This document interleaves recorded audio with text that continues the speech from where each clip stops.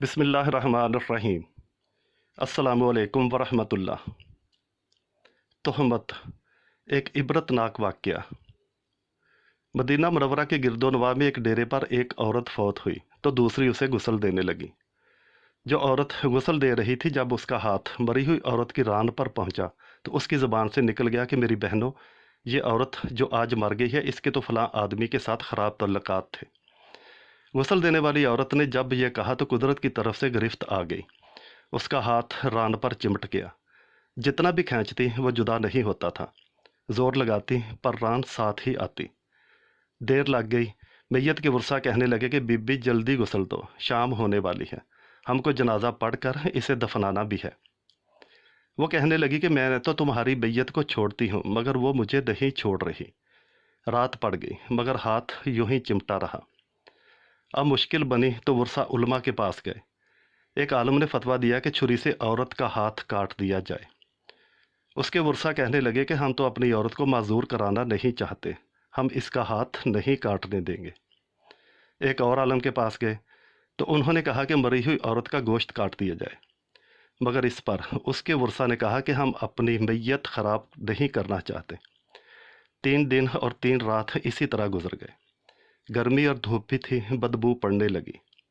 گرد و نواح کے کئی دیہاتوں تک خبر پہنچ گئی۔ انہوں نے سوچا کہ یہاں تو مسئلہ حل نہیں ہو سکتا، چلو مدینہ منورہ۔ وہاں حضرت امام مالک رحمۃ اللہ تعالیٰ علیہ اس وقت قاضی کی حیثیت میں تھے۔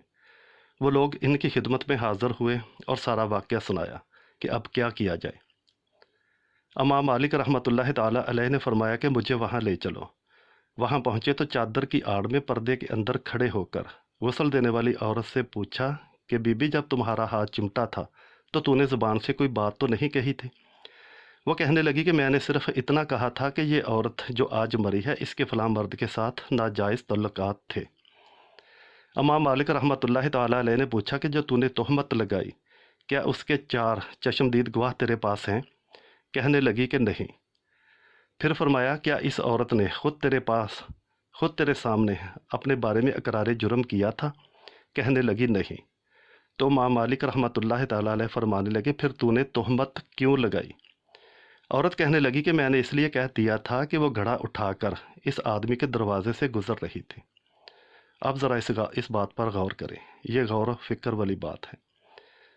عورت کہنے لگی کہ میں نے اس لیے کہہ دیا تھا کہ وہ گھڑا اٹھا کر اس آدمی کے دروازے سے گزر رہی تھی۔ یہ سن کر امام مالک نے وہیں کھڑے ہو کر قرآن پاک پر نظر ڈالی، پھر فرمانے لگے کہ قرآن پاک کی سورہ نور آیت نمبر 4 اللہ تعالیٰ فرماتا ہے کہ جو عورتوں پر ناجائز تہمتیں لگاتے ہیں پھر ان کے پاس 4 گواہ نہیں ہوتے تو ان کی سزا ہے کہ ان کو 80 کوڑے مارے جائیں۔ چنانچہ امام مالک رحمۃ اللہ تعالیٰ علیہ نے فیصلہ سنایا کہ تو نے ایک مردہ عورت پر تہمت لگائی، تیرے پاس کوئی گواہ نہیں تھا، میں وقت کا قاضی حکم دیتا ہوں کہ جلادو اسے مارنا شروع کرو۔ جلادوں نے اسے مارنا شروع کر دیا۔ وہ کوڑے مارے جا رہے تھے، 70 کوڑے مارے گئے مگر ہاتھ یوں ہی چمٹا رہا۔ 75 مارے پھر بھی ہاتھ چمٹا رہا۔ 79 مارے تو ہاتھ پھر بھی نہ چھوٹا۔ جب 80واں کوڑا مارا تو ہاتھ خود بخود چھوٹ کر جدا ہو گیا۔ اس واقعہ سے توبہ کرنی چاہیے، سبق سیکھنا چاہیے۔ اللہ تعالی ہم سب کو اپنے حفظ و امان میں رکھے، آمین۔